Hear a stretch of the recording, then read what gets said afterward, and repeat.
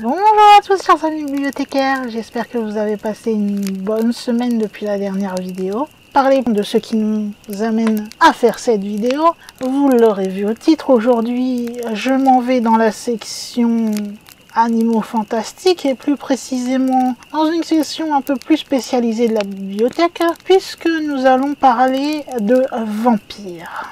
Aujourd'hui, nous n'allons pas évoquer un vampire supposé ou un vampire que l'on a raconté au cours des siècles qui est arrivé jusqu'à nous, puisque les connaissances étaient moindres en médecine à l'époque. Mais ce sera plutôt un vampire, nous allons dire mythologique, si on peut le qualifier de tel, puisque c'est un vampire qui nous vient tout droit des régions allemandes. Donc je ne vais pas tergiverser plus longtemps, vous avez compris que nous allons parler aujourd'hui dans notre vidéo du Nachtzerer. Alors je m'excuse d'avance pour mes futures prononciations allemandes de ce nom. Mais avant de bien écorcher la langue allemande, je vous invite, vous le savez, à vous installer bien confortablement, à vous prendre une petite boisson chaude, thé, café, tisane, enfin c'est ce que vous aimez, ou peut-être vous préférez une boisson froide. Faites comme vous le sentez, vous faites comme vous voulez aussi si vous voulez grignoter en écoutant ou en regardant la vidéo. Regardez à un, à plusieurs, avec un animal de compagnie. Le principal pour moi, comme je le dis, c'est que vous soyez bien à l'aise et détendu pour en apprendre un peu plus sur le monde du surnaturel. Si vous êtes bien installé, nous allons pouvoir commencer cette vidéo. Comme je vous le disais, pour vous faire une petite présentation rapide et vous dire à peu près de quoi nous allons parler, nous allons bien dans les régions germaniques et dans la tradition germanique aujourd'hui, donc la tradition allemande, pour ceux qui n'auraient pas compris, pour évoquer donc un vampire mythologique qui serait appelé le Nachtzerer. Enfin, il est souvent qualifié de vampire, mais vous allez voir qu'il n'en a pas tout à fait toutes les conditions pour être qualifié de vampire, et qu'il est quelque part entre le vampire, le ghoul, ou peut-être encore d'autres créatures fantastiques, mais que pour simplifier la chose, il a été qualifié de vampire tout simplement, voilà pourquoi je l'évoque ainsi dans la vidéo. Ce Nachtzerer, donc bien sûr comme il nous vient des régions germaniques, vous aurez compris qu'on parle beaucoup de lui en Allemagne et autres régions bien sûr qui ont appartenu à l'Allemagne, mais aussi en Silésie par exemple ou en Bavière. Maintenant que je vous ai fait cette grande introduction, nous allons dire, vous devez vous demander, mais qu'est-ce que c'est exactement que ce Nachtzerer? Qui est-il? Que fait-il? Pourquoi n'est-il pas totalement un vampire? Eh bien, je suis là pour ça et cette vidéo est là pour répondre à ces questions. Nous allons commencer d'abord par évoquer d'où nous vient, quelle est l'origine de ce Nachtzerer. Sachez qu'en fait, à la base, il n'avait pas l'image que l'on a maintenant. Son image, en fait, a changé au cours des siècles et la croyance donc à ce fameux Nachtzerer, comme nous on pourrait croire au croque-mitaine ou autre, hein, c'est pour ça que l'on qualifie cela de croyance. Eh bien, elle va aussi varier au cours des siècles et il se peut que selon la région où vous allez, il y ait quelques différences entre, je sais pas, moi je vais dire, pour donner l'exemple, entre le Nachtzerer en Allemagne du Nord et le Nachtzerer en Allemagne du Sud. Peut-être qu'ils n'auront pas tout à fait les mêmes particularités. Mais si nous voulons être dans la généralité, nous allons dire, on peut dire qu'il y a deux principales croyances concernant cet être vampirique. La première, qui est celle qui est la plus actuelle, qui continue normalement aujourd'hui, pour ceux qui la connaîtraient, à être la principale source, c'est celle qui nous vient de Bavière, qui est donc une source bavaroise. Et je vous rappelle que la Bavière est en Allemagne. Elle voit le Nachtzerer, comme je vous le disais, vraiment comme une sorte de vampire. En ce qui concerne donc la deuxième représentation, ou la deuxième croyance, ou deuxième forme, choisissez le terme qui vous plaît le plus, qui est le plus représenté pour le Nachtzerer, c'est celle qui viendrait de la Pologne, et plus précisément d'une zone que l'on appelle la Kashubia. Dans cette zone, le Nachtzerer, il est plutôt considéré comme le vrai vampire, mais il ne peut pas aller jusqu'au bout du vampire. Vous savez que le vampire, il peut créer d'autres vampires. Eh bien, dans la croyance polonaise, ce serait un vampire qui n'aurait pas la faculté de transformer l'homme en vampire.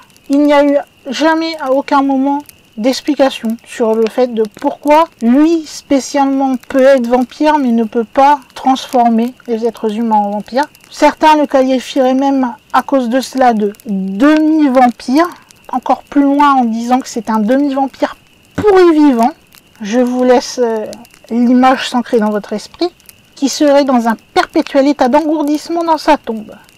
On dit de lui qu'il ne serait pas alerte et même pas capable de comprendre ce qu'il se passe. Donc un vampire pas très efficace en soi, me direz-vous.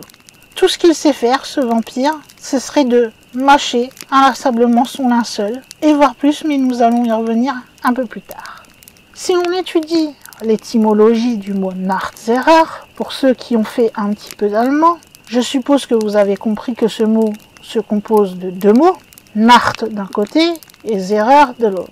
En ce qui concerne le mot Nacht, tout simplement ça signifie la nuit d'une part, mais ça peut être aussi utilisé comme le fait d'être après quelque chose. Si on imagine, nous allons dire que la nuit survient après le jour, le Nacht là pourrait être oui la nuit principalement, donc sa traduction littérale, ou il pourrait également faire office de vie après la mort, de mort-vivant si vous voulez, donc l'état vampirique de notre créature. Zerer, lui, ça vient de Zeren, qui veut tout simplement dire vivant. Donc si on décompose vraiment le mot, Nachtzerer, c'est vraiment le après la vie, donc le mort-vivant. Sauf que là, au lieu d'être un zombie, c'est un vampire qui revient des morts, mais pas dans l'état qu'on en espérait d'un vampire. Je préférerais être 1000 fois un vrai vampire que ce pauvre Nachtzerer quelque part. Mais vous allez vite comprendre pourquoi en la sachant plus dans le reste de la vidéo. Tout ce que je peux vous dire, c'est que celui-ci était important dans le folklore des régions septentrionales de l'Allemagne, ainsi, comme je vous le disais dans l'intro, qu'en Silésie et en Bavière. Et on utilisait beaucoup ce terme de Nachtzerer pour décrire donc les fameux Kashubia ou Kashub en plus français, du nord de la Pologne. Ça c'est le petit résumé, mais je vous en ai dit un peu plus au-dessus.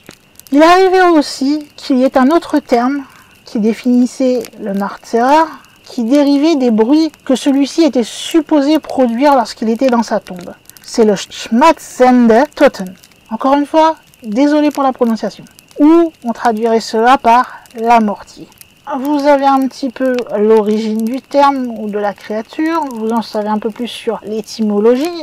Maintenant, nous pouvons voir ce qu'est réellement un Nachtzerer.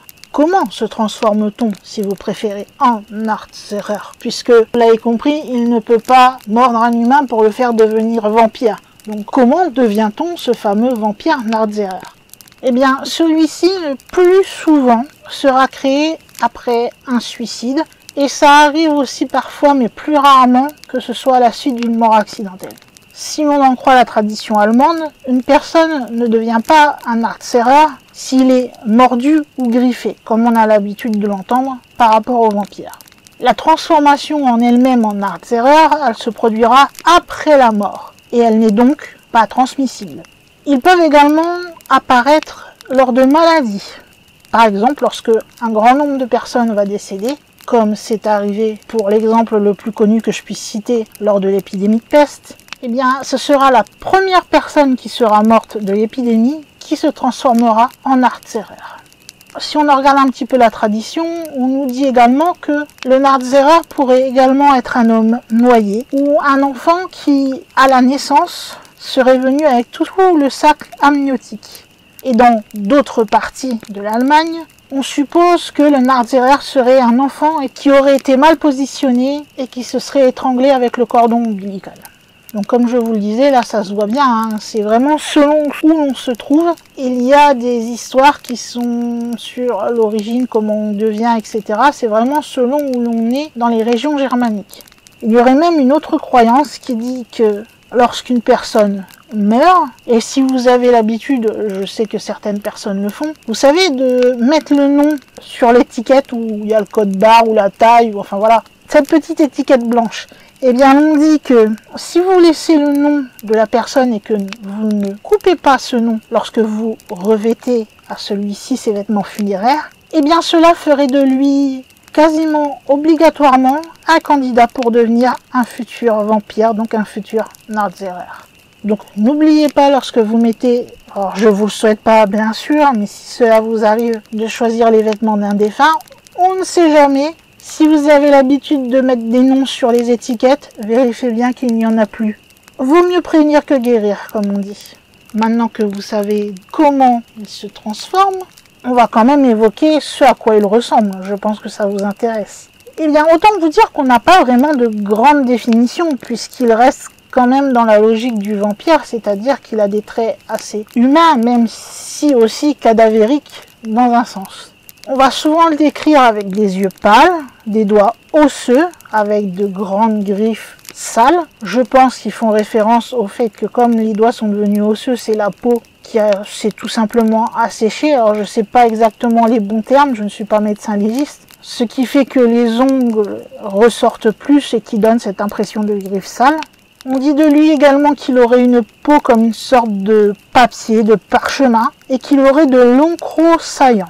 En ce qui concerne leur taille, généralement, on la situe entre 5 à un demi-pied de haut et il pèserait environ 100 livres.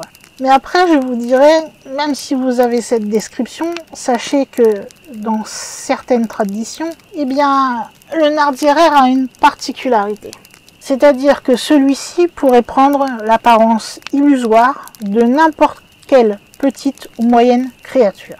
Le plus souvent, ou du moins la tradition, la légende la plus racontée sur la transformation de ce Nardzérer, ce serait qu'il prenne généralement la forme d'un cochon et qu'il irait sous cette forme attaquer sa famille. Bien sûr, il ne les mange pas, mais il s'amuserait à les mordre, à essayer de boire leur sang, même si ce n'est pas sa nourriture la plus familière, mais pas non plus à boire leur sang de façon à leur vider de leur sang. Ça, c'est une autre particularité. Mais même si il utilise cette formule pour quelque part se déguiser et ne pas se montrer sous cet aspect cadavérique, il n'empêche qu'en allant attaquer sa famille, même en cochon, il expose sa vraie nature avec ses fameuses manières. Et donc, il est assez facile de le repérer au final. Donc inutile de vous dire qu'en ce qui concerne leur comportement, eh bien les Nardzérer sont pas vraiment des amis à vous faire. Ils sont plutôt dangereux et féroces, plutôt que bien dociles et bien gentils. Mais il ne faut pas s'y tromper non plus, malgré le fait qu'ils soient considérés comme des sortes de morts-vivants. Ce ne sont pas des créatures qui sont bêtes. Elles sont même plutôt très intelligentes. On pourrait dire qu'ils sont au moins conscients de ce qu'ils sont. C'est-à-dire qu'ils ont la conscience qu'ils sont des abominations, des personnes mortes, et que ce qu'ils font, ils le font, là encore, en toute conscience. Ils savent que les actions qu'ils effectuent en tant que cette abomination, comme ils se qualifient, sont maléfiques. Mais cela ne les empêche pas de les faire en tout état de conscience. Et comme je vous le disais, oui, il va attaquer sa famille, il va les mordiller, prendre un peu de sang, mais il n'est pas comme le vampire traditionnel que l'on connaît. Le sang n'est pas, si vous voulez, son régime alimentaire favori. Ça lui arrive de temps en temps d'en boire un peu, mais comme je vous le disais, pas au point de vider une personne de son sang. Non, c'est une des caractéristiques qui le fait différer justement du vampire.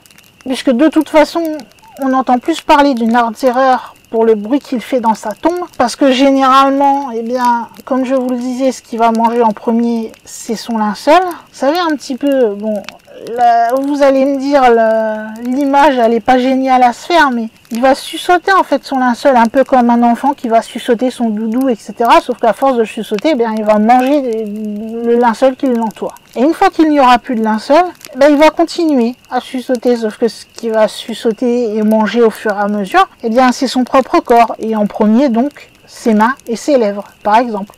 Mais je vous laisse imaginer la suite. Voilà, je ne vous en dis pas plus. C'est assez glauque comme ça, me direz-vous. Et sachez que plus notre Nardzérer se mangeait lui-même, plus les membres de sa famille étaient malades. Ce qui fait que on attribue à la légende du Nardzérer que celui-ci ne pourrait rester en vie, avec de grosses guillemets, vous aurez compris, qu'en aspirant l'énergie vitale, donc des êtres vivants qui appartiennent à sa famille, ou bien encore, il lui arriverait même quelquefois, toujours pour sa survie avec des guillemets, de manger les cadavres qui sont près de sa tombe également. ce qui lui permettrait, comme cela, d'accumuler de la vitalité et de continuer à pouvoir rester ce Nardzerer et ne pas s'endormir à tout jamais, si l'on peut l'exprimer ainsi.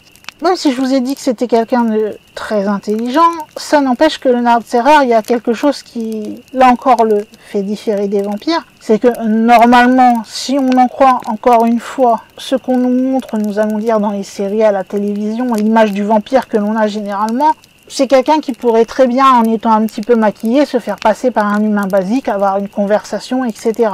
Alors que le Nardzerer, lui, il est incapable de parler. Tout ce qu'il sait faire, c'est de pousser des cris. Et des cris pas vraiment agréables. Plutôt comme si on était en train de torturer des gens, si vous voulez. Mais c'est pas plus mal, me direz-vous, puisque si un jour vous passez près d'une tombe et que vous entendez ce genre de cris, ou comme si on mangeait quelque chose, eh bien peut-être que c'est le Nardzerer dans sa tombe qui vous prévient de ne pas vous approcher trop près parce que vous allez le déranger et qu'il va pas être content. Donc c'est pas agréable à l'oreille, mais c'est une bonne cloche d'alarme, nous allons dire. Pour tout ce que je viens de vous raconter, vous vous doutez que c'est la légende qui a fait que, et la recherche en a su un peu plus. En fait, on suppose que le fait que l'on dit que le Nardzerer, après avoir mangé son linceul, commencera à se manger lui-même, pour faire plus simple, ou les autres cadavres alentours, ça serait venu du fait qu'à l'époque, lorsque des tombes pouvaient malheureusement s'ouvrir ou qu'il y ait un trou qui permettait un certain passage, possiblement et hypothétiquement, il y a des animaux tels des rats ou d'autres petits charognards qui pourraient passer par ce trou ou par l'ouverture tout simplement, bien qu'ils aient eu l'idée de se faufiler et de se faire un petit dîner gratuit aux frais de la princesse. Là c'est pareil, je vous laisse votre cerveau imaginer la scène. Et que la peur de toutes ces choses de l'époque ait fait travailler l'esprit des gens et qu'ils en aient conclu, au lieu d'être rationnels et de penser que c'était tout simplement des animaux qui s'en prenaient aux cadavres, ils ont créé cette fameuse légende du Nardzerer qui se mangerait lui-même et potentiellement d'autres cadavres qui se trouveraient près de sa tombe. Mais nous savons que le mythe du vampire, à l'époque, à cause de la médecine, etc., il n'avait pas les explications que l'on a actuellement. Mais c'est comme cela. Moi, je vous explique comment il est vu dans le folklore, la tradition, la légende germanique. Pour continuer sur la description de notre Nardzerer, puisque j'ai tendance, je le sais, à beaucoup bifurquer à droite, à gauche, quand une idée me vient, eh bien, sachez qu'ils ont beau être intelligents, donc avoir un bon cerveau qui fonctionne, sauf pour parler, comme je vous l'ai dit.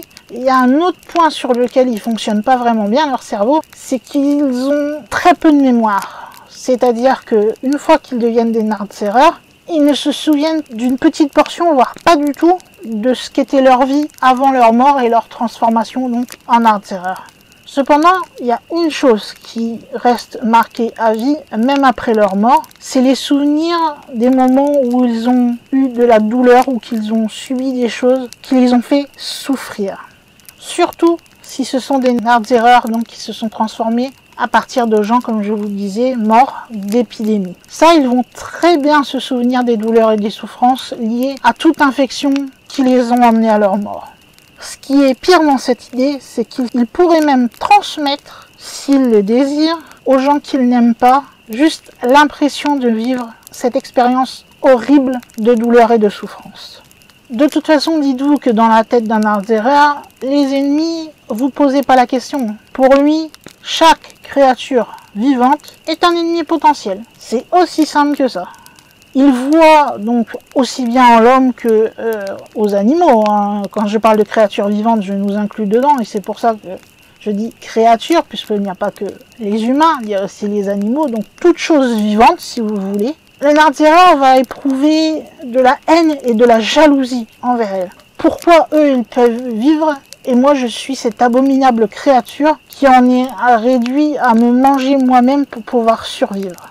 Et quelque part, ce qui est un peu, entre guillemets, bête, puisqu'il se détruit lui-même en se mangeant lui-même pour pouvoir continuer à vivre. Il y a un moment, il n'aura plus grand-chose à manger, juste comme ça. Mais bon, sachez que les Nardzerer, en détestant toutes ces personnes, il y a un but. C'est de détruire la vie de n'importe quel être ou créature vivante. Juste pour le plaisir de le faire. Il n'y a pas d'idée de vengeance, rien du tout. c'est juste un plaisir de faire souffrir les autres, puisque lui est en souffrance permanente, vu qu'il a pleinement conscience de l'abomination qu'il est devenu. Et plus les Nardserrer deviennent âgés, et plus ils sont horribles. C'est-à-dire que ils veulent voir le plus possible de créatures souffrir. Si possible, de la même maladie, d'une épidémie par exemple. S'ils les voient souffrir d'épidémie, alors là, ils sont au comble du bonheur et pour eux, ça calme quelque part leur conscience d'être une abomination terrestre.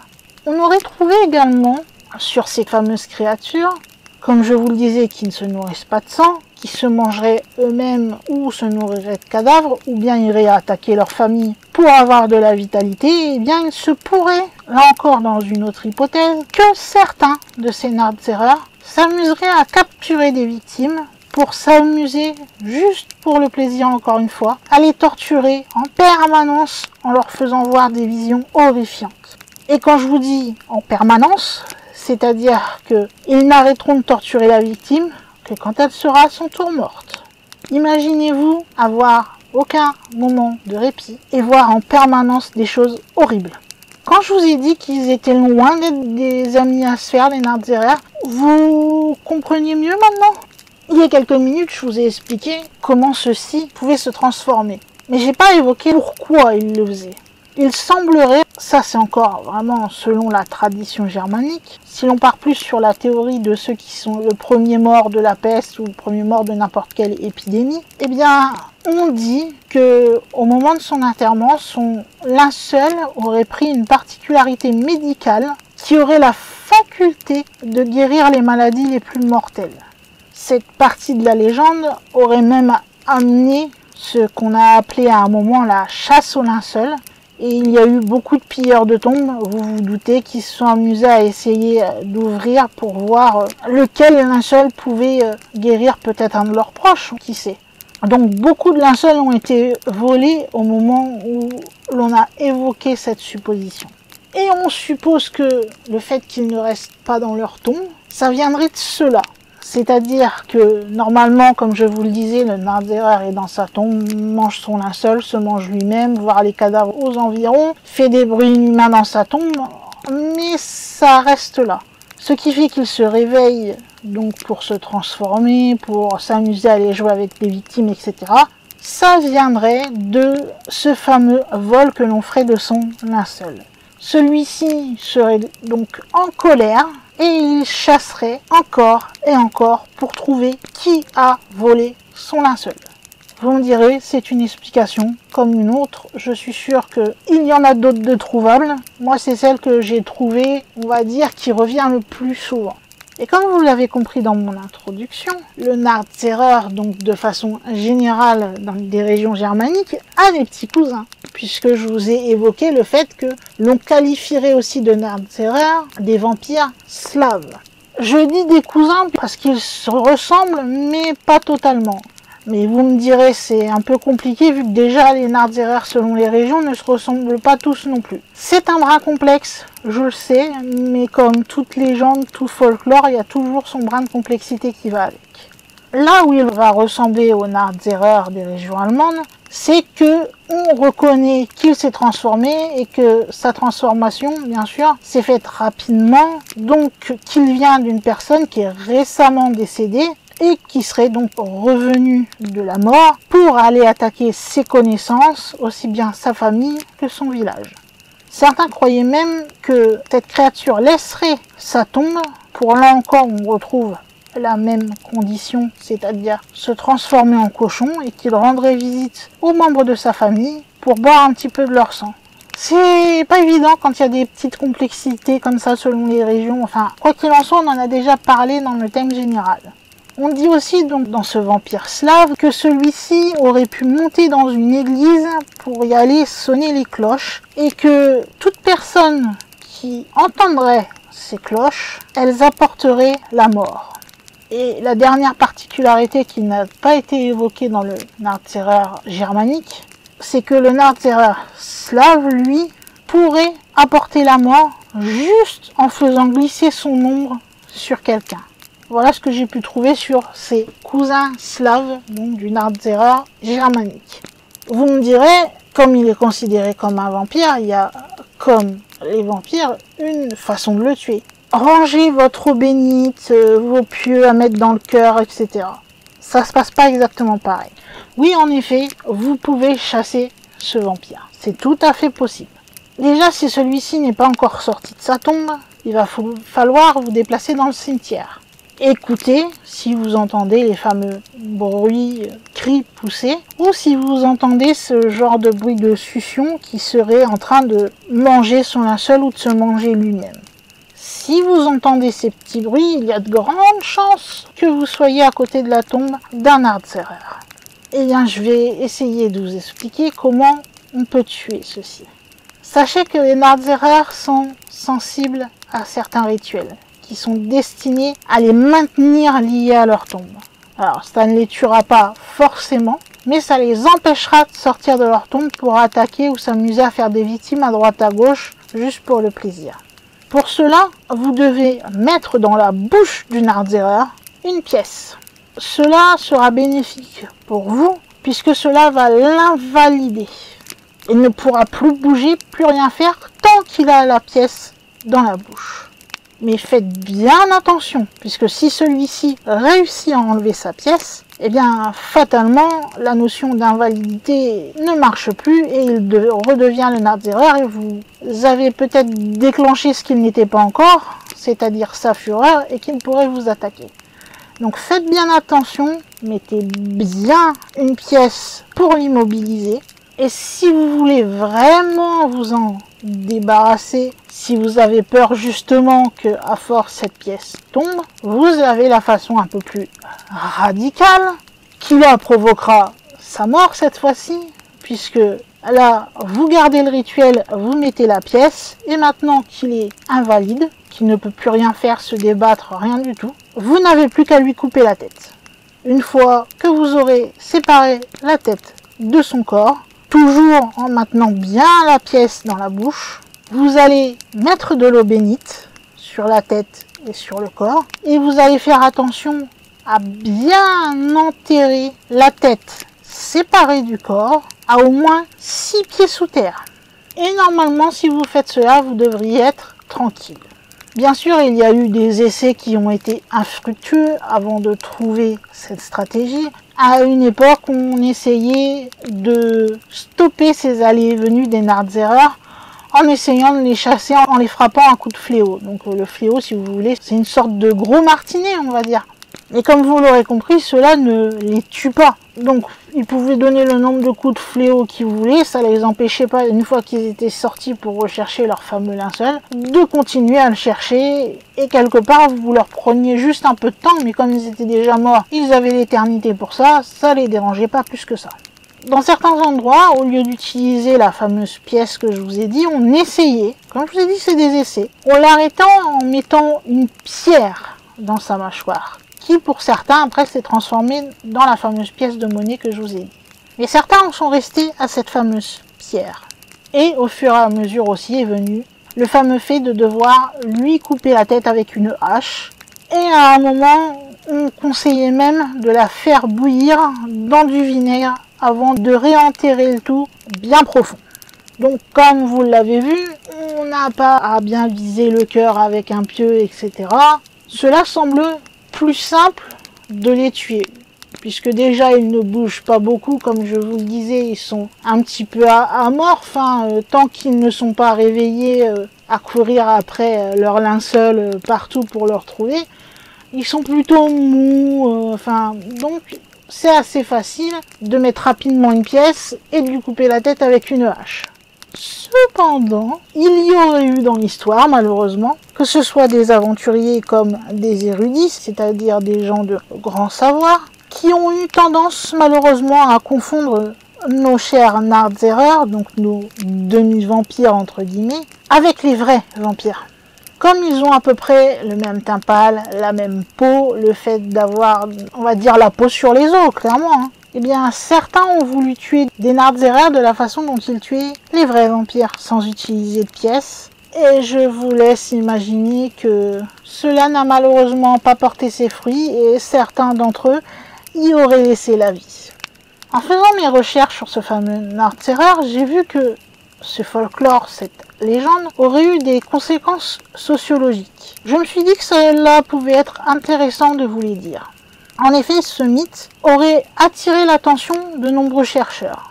Là, celui que j'ai trouvé, c'est Philippe Rohr, qui était théologien à l'époque, puisque c'était au XVIIe siècle, et il a publié en 1679 un traité de mastication mortuorum, dans lequel il aurait suggéré que derrière ces affaires donc de Nardserrer se cacheraient plutôt les activités blasphématoires d'un démon, et que ce démon ne serait qu'Azazel lui-même. Plus tard, on eut Michael Ramphitus, près vers 1725, qui a traité le sujet. Lui, il va proposer deux théories. D'abord, il va évoquer, bien sûr, l'explication rationnelle, c'est-à-dire que les bruits qu'on entend dans les tombes qui sont supposément ceux des Nardserrer en train de suçoter leur linceul ou de se manger eux-mêmes, ne seraient tout simplement que des bruits logiques liés surtout, si on parle au moment de la propagation de la peste en particulier, aux rats ou autres petites bestioles qui aiment manger de la viande gratuitement, qui se sont faufilés dans la tombe et qui s'amuseraient tout simplement à manger, comme je le dis, aux frais de la princesse. Et ce serait leur bruit à eux qu'on entendrait. Il a quand même gardé une deuxième théorie qui, elle, reste un peu plus surnaturelle. Dans sa deuxième théorie, il va suggérer qu'il y aurait supposément l'existence d'une âme végétative qui planerait toujours autour du mort, ce qui provoquerait ainsi la croissance des cheveux et des ongles, et qui pourrait parfois nuire à la vie. On va dire, il n'a voulu se mettre à dos personne. Il s'est dit, moi j'ai deux théories, vous prenez celle qui vous va le mieux, soit vous êtes rationnel, soit vous penchez plutôt sur le surnaturel, au moins je me fais lyncher par personne. Enfin, moi je le vois un petit peu comme ça. Je ne sais pas vous. Vous pouvez me dire ce que vous en pensez dans les commentaires, mais je pense qu'il n'a pas voulu se mouiller des masses. Et il y a une autre explication possible qui a été faite par d'autres chercheurs, qui dit que ce mythe du Nardserrer viendrait tout simplement des gaz produits par la pourriture.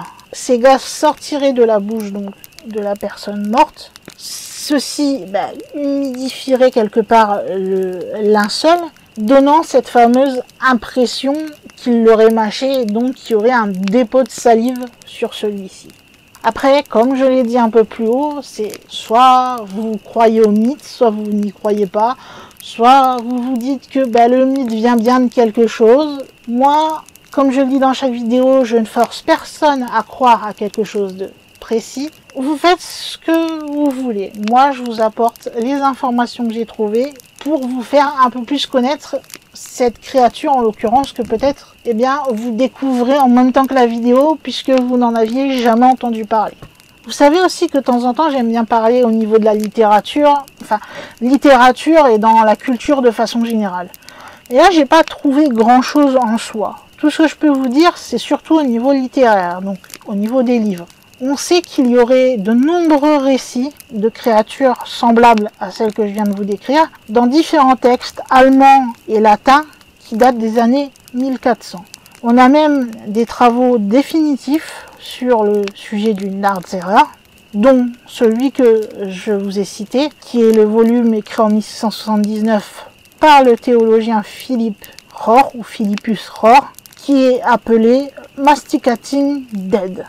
Voilà tout ce que je peux vous dire au niveau de la littérature. Quelque part, pour conclure tout cela et toutes ces informations, je sais que ça fait beaucoup d'informations en même temps, on pourrait dire que ce mythe a un peu été créé comme tout mythe de créatures fantastiques, c'est-à-dire un mythe pour faire peur. Et là, en l'occurrence, ça serait plus pour les habitants près des forêts ou les habitants isolés. Alors pourquoi je dis près des forêts? Puisque je ne l'ai pas spécifié, mais il y a une autre catégorie de Nardserrer qui serait ce qu'on appelle des vampires fées, qui elles se situeraient plus dans les régions boisées. Et comme je vous l'ai dit, j'allais pas vous faire tous les détails dans tous les sens, tous les côtés, puisque c'est selon vraiment où l'on est que cela diffère. Donc Déjà la vidéo, je pense, va être déjà pas mal niveau longueur. Mais bon, au moins vous avez cette petite information en plus.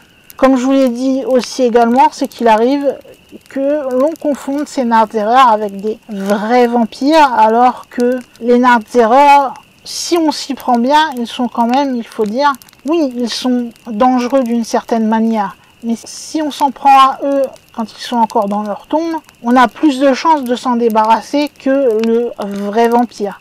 Donc quelque part, c'est comme un cousin, mais en plus monstrueux, si on peut donner ce terme, vu que le vampire est considéré comme un monstre lui aussi.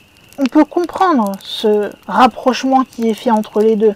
Comme je vous le disais, voilà, ils ont la peau sur les os, ils sont pâles, ils semblent avoir des crocs, c'est des morts vivants tous les deux. Ils doivent se nourrir des vivants pour survivre, même si, là, il y a la différence, c'est que le vrai vampire doit se nourrir de sang obligatoirement, alors que le Nardserrer, lui, c'est occasionnellement, voire certains pas du tout, c'est plutôt d'une sorte d'énergie vitale qu'ils se nourrissent pour survivre. Si on continue dans les différences, maintenant que nous avons évoqué le fait qu'ils se ressemblent, que nous glissons doucement vers leurs différences, ce qui les différencie aussi, c'est que les Nardserrer ne sont pas capables, même s'ils vous mordent, vous griffent, tout ce que vous voulez, vous ne vous transformerez pas en Nardserrer. Contrairement au mythe du vampire qui, lui, si on vous mord, peut vous transformer en vampire et vous donner une envie de sang quasiment insatiable quand vous vous transformez. Et l'autre différence notable, puisque voilà, c'est quand même assez notable, c'est que généralement lorsqu'on pense aux vampires, voilà, le plus connu de tous, le Dracula, voilà, on pense que celui-ci, encore une fois, avec tout ce qui est venu dans la littérature, le cinéma, les séries, etc., que le vampire est capable de se transformer en chauve-souris pour se déplacer, contrairement aux Nardserrer qui, si eux ont la capacité également de transformation, eux, ce sera seulement une transformation en petits animaux et dans certaines régions, on va plus spécialement évoquer la transformation en cochon. Voilà un petit peu pour résumer ce qui différencie le vrai vampire de notre vampire en question et pourquoi on n'arrive pas vraiment à lui donner vraiment ce nom de vampire pur, quoi. C'est un demi-vampire, moitié vampire et puis d'autres capacités, d'autres créatures, nous allons dire. Cependant, d'après ce que j'ai pu lire, le Nardserrer ne fait plus beaucoup parler de lui. Les légendes qui l'évoquent appartiennent maintenant plus au passé. Et malgré certains qui ont essayé de faire des recherches sur des histoires qui auraient pu se passer un peu plus proches de nous, personne n'a rien trouvé. Alors bien sûr, ce n'est pas parce que ces personnes n'ont rien trouvé que le Nardserrer n'existe plus. Il est possible tout simplement qu'il se soit fait plus discret, ou je ne sais pas. On peut trouver n'importe quelle hypothèse. Cependant, ce n'est plus une légende qui est souvent racontée et que du coup les gens vont faire attention, vont possiblement dire avoir rencontré un Nardserrer. C'est limite une créature un petit peu oubliée quelque part. Contrairement aux histoires de vampires, dont certains encore disent qu'ils sont des vampires ou qu'ils auraient croisé un vampire, ça existe encore à l'heure actuelle. Donc j'espère que je vous aurai fait découvrir cette créature entre guillemets vampirique et que je l'ai sorti un petit peu de son passé pendant ces longues minutes à vous en avoir parlé et que vous pourrez vous aussi en parler autour de vous pour ceux qui n'auraient jamais entendu parler de ce mythe du Nardserrer. Ça lui ferait pas de mal de le sortir un petit peu de l'oubli d'où il semble être un petit peu enfoncé. Et en parlant de vampires, ne pas forcément penser qu'aux vampires qui ressemblent à Dracula. Il y a différentes sortes de vampires, autres personnes, je diffère, autres personnes qui se disent vampires, etc. Ou des cas de vampirisme, entre guillemets, qui ont pu se passer, dont je parle également sur cette chaîne. Mais il n'y a pas que le vampire Dracula, il y a des vampires dans des folklores différents qui ne se ressemblent pas forcément, et il y a aussi dans le vampire lui-même que l'on connaît, qui suce le sang, etc., des catégories différentes. Mais ça, vous verrez cela au fil des années, au fil de la chaîne, pour découvrir tout ça, bien sûr, quand je ferai de nouvelles vidéos sur les vampires. Comme vous l'aurez compris, même si je parle beaucoup, et ça c'est un défaut que je n'arrive pas à corriger, Donc j'espère que je ne vous ennuie pas trop, mais en tout cas nous arrivons au terme de cette vidéo et nous allons donc pouvoir mettre un point final sur ce chapitre concernant le Nachtterror. Vous savez que si vous avez apprécié cette vidéo, vous pouvez aller dans les commentaires me le dire. Si vous avez envie de réagir à la vidéo, vous pouvez également me laisser un petit commentaire, me dire ce que vous avez pensé, répondre à des questions que j'ai posées, peut-être apporter des corrections sur des choses où j'ai pu me tromper, hein. C'est tout à fait possible, je l'admets, tout en restant respectueux, bien sûr. Ne venez pas m'engueuler dans les commentaires, je ne suis pas infaillible, je peux me tromper, je l'admets, voilà. Vous pouvez me dire aussi si vous connaissiez cette créature ou pas, enfin voilà, tout ce que vous avez envie de me dire, vous pouvez le faire dans la section commentaires. En plus du commentaire, si vous le souhaitez, et c'est toujours apprécié aussi, c'est de me mettre un petit like sur la vidéo qui me montrera également que les recherches que j'ai fait eh bien, vous ont plu et que vous avez découvert quelque chose, et moi ça me fera plaisir. Si vous voulez un peu plus loin et que vous n'êtes pas encore abonné à la chaîne et que vous aimez ce que je fais sur cette chaîne et que vous voulez en savoir plus, eh bien c'est très simple, ça vous prend 5 secondes, vous allez sous la vidéo, vous allez voir le petit bouton rouge, vous cliquez dessus, ça dit s'abonner et normalement quand vous avez appuyé dessus, ça marque abonner et il y a une petite clochette qui fait son apparition sur le côté. Si vous faites ce petit geste, je vous souhaite la bienvenue sur la chaîne et ça me fait très plaisir de vous accueillir, en espérant qu'à l'avenir mes vidéos vous plairont toujours autant. Et si vous voulez ne louper aucune vidéo postée sur la chaîne, eh bien vous cliquez sur la petite cloche qui est apparue et vous choisissez recevoir toutes les notifications liées à la chaîne. Comme ça, dès qu'une vidéo est publiée sur la chaîne La Bibliothèque du Surnaturel, YouTube vous enverra une notification, vous n'aurez plus qu'à cliquer dessus et vous vous retrouverez directement dirigé vers la vidéo en question. Et pour terminer, si vous voulez m'aider d'une autre façon, alors que vous êtes abonné, eh bien sachez que vous pouvez, si vous le souhaitez, me faire un petit don, que ce soit sur un PayPal que j'ai créé pour ça, ou bien en allant sur Ko-fi en me payant un petit café, ou vous pouvez également m'aider tout simplement en partageant la chaîne ou les vidéos, que ce soit de manière orale en parlant autour de vous, que ce soit à vos amis, à votre famille, en glisser 2 mots lors d'une conversation, ou bien de manière plus informatisée, nous allons dire en utilisant tout ce qui est réseaux sociaux, mails, etc. pour faire grandir le nombre de personnes sur cette chaîne et pouvoir parler de surnaturel en toute tranquillité. Là, il va être bien temps de fermer le livre concernant les vampires et plus particulièrement donc aujourd'hui les Nachtterror, de ranger celui-ci dans le rayon de la bibliothèque qui lui correspond. Et pour terminer, eh bien, il va être comme d'habitude, tant pour moi en tant que gardienne de la bibliothèque, de refermer les portes de celle-ci pour aujourd'hui et de vous dire à la prochaine vidéo. Ciao!